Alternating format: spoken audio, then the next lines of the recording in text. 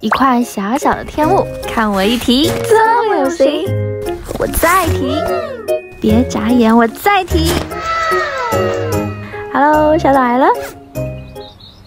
它的灵感来自于红枫叶，而且它的造型不是常见的四方形或者是六角形，而是五边形的星月曲线，特别好看。这是一个红色调的，就很好看，不是那种特别鲜艳的，是降低饱和度的深红色，就这样轻薄。还有一个小地钉包，这个地钉的质感很好，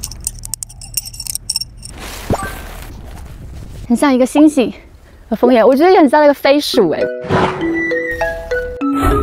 突然发现飞鼠是自带天幕的。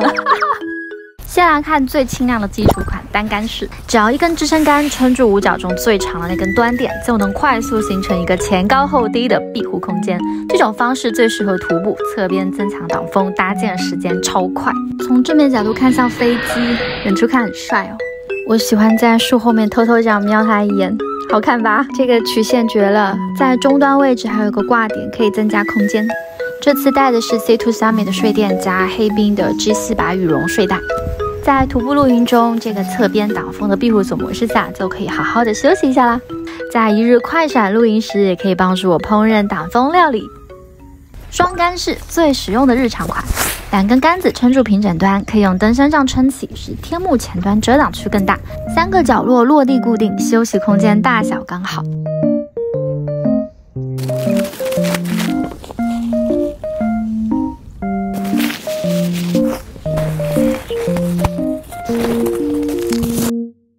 看一下躺下来的视角。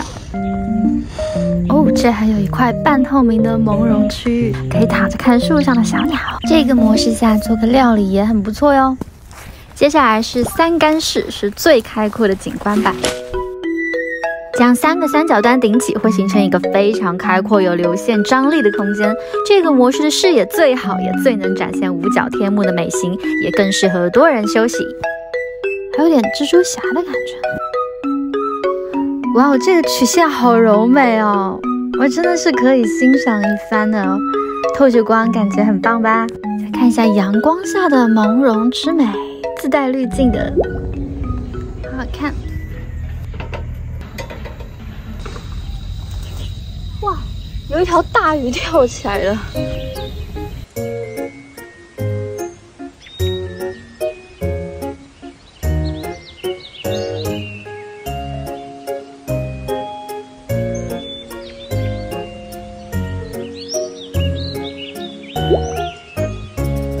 好了，今天就到这里。如果你也有特别的天幕搭建方式，也欢迎留言告诉我哟。喜欢影片帮我按赞、订阅、分享，我们下次见，拜拜。